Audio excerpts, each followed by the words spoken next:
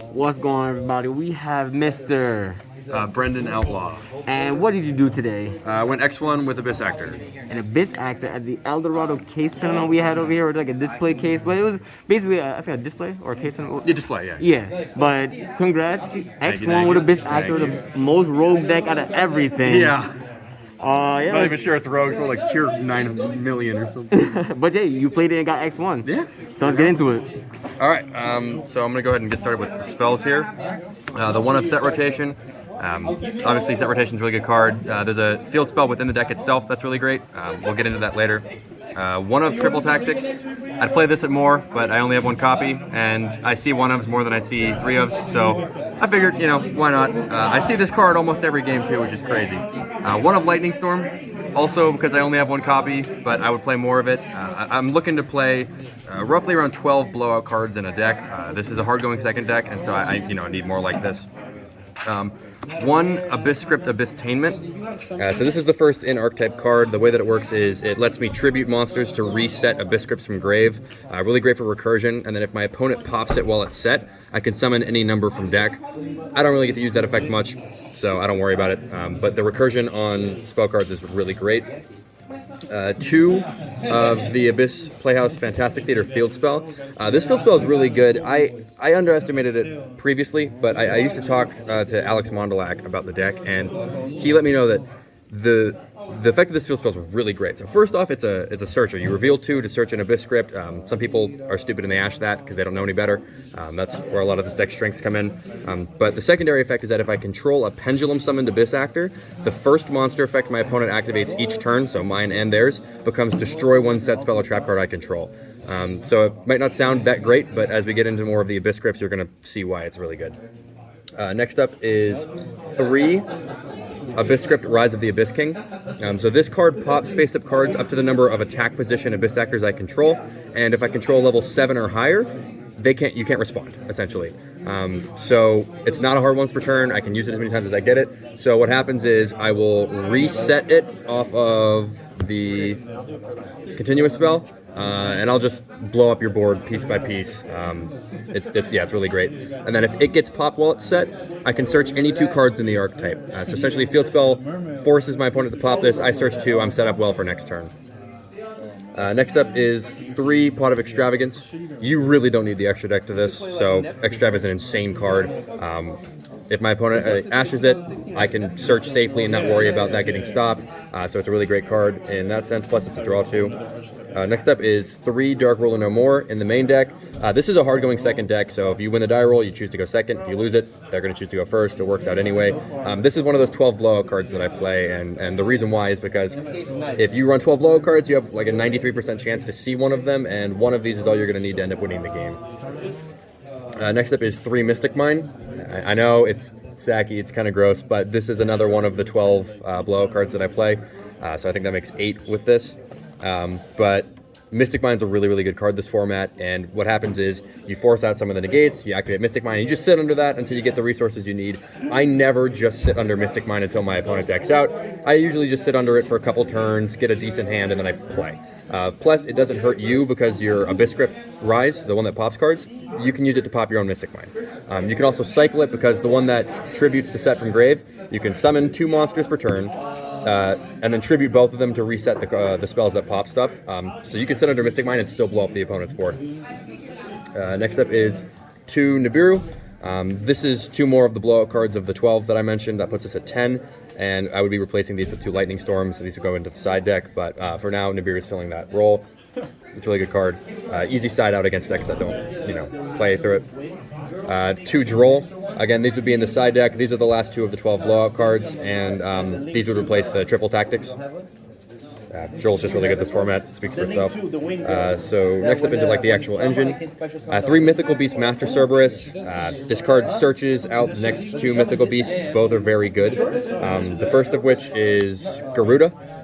So Garuda is a spell or trap pop. You destroy it in your scale to destroy a spell or trap your opponent controls.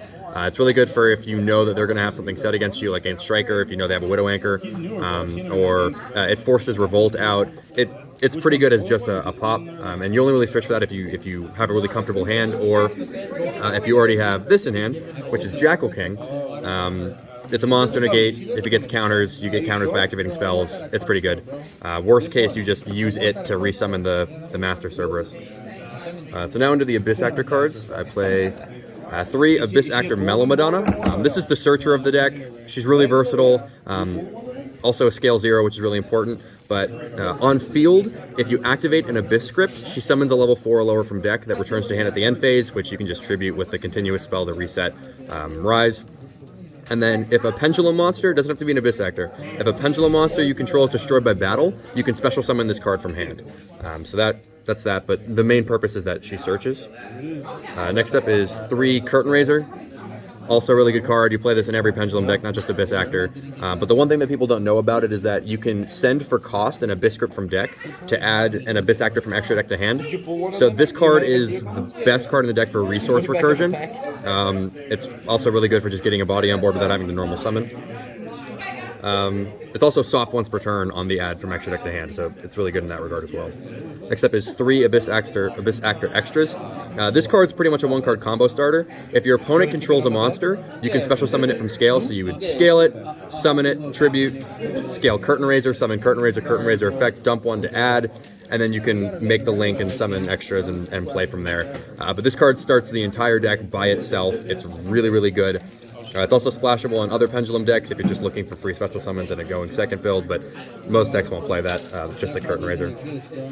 Next up is 2 Abyss Actor Comic Relief. This is essentially a searchable creature swap. So it's a scale 8, which also is really good, but you can target 1 Abyss Actor you control and 1 monster your opponent controls and swap control. So I take a lot of really big, really powerful monsters with this. I force the DPE out, or if they can't use the DPE for whatever reason, such as me activating Dark Ruler, I can steal the DPE and then I have it. Same thing goes with Zeus. I did that earlier today where I Dark Rulered, then stole the Zeus and I used it against them. But this card, it's incredible in that regard. You can search it, creature swap, also scale 8, and then its monster effect, if it swaps control, it pops 1 of your set Abyss scripts, so you can use it on itself. And then summon 5, search 2, or draw 5 when we get there. Next up is 1 of Abyss Actor Sassy Rookie. This card's really good at 1 just because it, as a scale 2, works as a low scale, but its in-scale effect is that if an Abyss Actor would be destroyed, you can destroy this instead. So it's good protection. If it dies while in scale, it destroys a level 4 or lower the opponent controls. But if it dies on the field, you summon a level 4 or lower, and it has to be destroyed twice. I don't know, it's a good level 4, pretty basic, good protection. Next up is another level 4, Abyss Actor Wild Hope. This guy can make any other scale a scale 9. So no matter what, if he's in scale, you're Pendulum summoning some pretty high levels. It's very strong. And then if he gets destroyed, you can search any Abyss Actor card, I believe. Yeah, 1 Abyss Actor card. So you pop him with your own Rise, you can search out Comic Relief, Curtain Raiser, summon Curtain Raiser, dump to add it back to hand, and there's your play. Or if you just need to see a Madonna, you can pop him yourself. Next up is the 1 of Funky Comedian. This card is horrible, but it is a main deck searchable out to Dragoons. The reason why is its scale effect is you can tribute an Abyss Actor to give the attack to another one.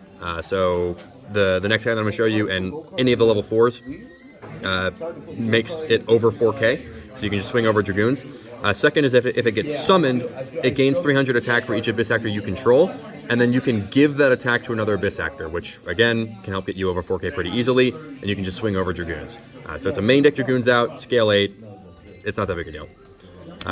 Last up is Abyss Actor Superstar. This is maybe the best monster in the deck. So if it gets summoned, your opponent can't activate a spells or traps in response to the effects. So no torrential, no bottomless. Pretty much if it gets successfully summoned, you immediately get priority back. So if you have a set Rise, Pendulum summon this, activate Rise, they can't respond. Another thing is that it sets an Abyss script from deck. So you can set the continuous spell that helps you recur from grave, or you can just set Rise directly and then just use it as soon as you're able. So it's really good at getting the great cards out of your deck when you need them. It's also pretty big. So this is looking like a 60 card deck? 42. 42. Oh, the double sleeve gave it that. Double sleeves. Yeah.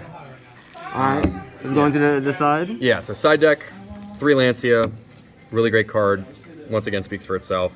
The third Droll and the third Nibiru, these would be at 3 each once I get the blow cards that I'm looking for. 3 DD Ground. Not a lot of people expect this card. It's also really great. It hurts a lot of decks. I'd probably be taking it out mostly because I'm looking to stop Sword Soul in exchange for the 2 extra copies of Joel and Nibiru. 2 copies of Typhoon. Also a card that not many people run, but I love this card because it immediately outs Imperial Order. One thing that I've done with this is my opponent was playing Virtual World. They had Chuche face up after activating the spell. They activate Pot of Desires, and I chain Typhoon to pop Chuche, and they scooped. Nice. But yeah, so Typhoon, it's a lot better than people give it credit for. Red Reboot, great one of, stops a lot of decks. 1 copy of Harpy's Feather Duster. Another blowout card, can kill back row pretty easily. 2 copies of Cosmic Cyclone, also just extra back row hate. And then this is the weird one. 1 copy of Abyss Crypt Opening Ceremony. So this card, you gain 500 life points for each Abyss Actor you control. So I usually side this in game 3 or whenever we're close to time. And this card single-handedly wins me games in time all the time. Like, almost, at least 1 game, a locals, I'll win a game in time with this. But the best part is that if this card's popped while set, you draw 2 of 5 in hand. So I can have an empty hand, field spell, set this, force my opponent to pop this, draw 5. And I did that earlier today. Drew into another Lancia against a Tri-Brigade player, won the game. Okay. So yeah, it's pretty good. All right, last up is the extra deck. So the obligatory 3 Hyper Director. This is probably one of the best Link ones in the game. It summons a scale and then replaces it with one from deck. So the Mythical Beast engine that we saw earlier, normally you can't summon it because the deck's really xenophobic, but the Link doesn't lock you into Abyss Actors until after you summon from scale. So you can summon Jackal King from scale, replace it with a scale from deck, because what this says is it summons a scale, replaces it with one from deck, and then the Jackal King gets summoned successfully, and then you get locked into Abyss Actors. So that's where that play comes in, but this card's, you can't Ash it, you usually have to Imperm or Valor it or use a Negate on it. It's an incredible Link 1. Next up for the Link 2s, I have IP. IP I like a lot because if I just have excess monsters, I'll make it, and then I'll show you what I go into with it usually, but it's a great card. And then Phoenix also speaks for itself. If I get Imperial Ordered, and I can just hard make it. And then Hauk for the Access Code engine. For Link 3s, Celine, also for the Access Code engine. I main deck, Droll and whatnot, so I've got, I have spellcasters. And then Unicorn, also a good Link 3, just generic. The extra deck doesn't really matter, so these are all just a bunch of generics, pretty much. Ningirsu, outs problem cards, just generic. Crusadia Avramax. So this is one card that I go into with IP, and if you go into IP with this card, it is very hard to out. Very protected and very difficult. It's also huge, which is helpful. Like it puts you on a kaiju or anything. Exactly, like that. you have to kaiju pretty much. Next up is Nightmare Griffin. Sometimes I will make this as well with IP just to sort of softly floodgate my opponent.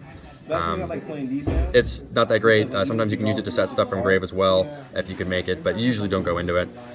Boral Sword, I'd probably replace that with the wind, like with some of the Charmers, Wind Charmer, Dark Charmer when that comes out, Light Charmer. It's just there. Access Code, great card, never lost after I make it. It's just, it's Access Code. This is my favorite, Underworld Goddess. So what I can do is I will make IP with 2 or 3 monsters on board, and then as soon as my opponent summons something important for turn, IP into Underworld Goddess, which I haven't seen many people do. I got it from Alex Mondolak as well, but I love doing it personally. And then last up, Zeus. You steal a lot of monsters with your searchable creature swap. I stole a Lyrilisc monster earlier today, so you just attack with it. Okay, make Zeus. Great. Yeah. But yeah, that's the whole deck. Well, good job today, man. Thank you. And hopefully I see you more because I've been watching you. We've played locals a lot playing this deck, so keep it up, man. Appreciate it. Yeah, thanks for the recognition. All right, peace.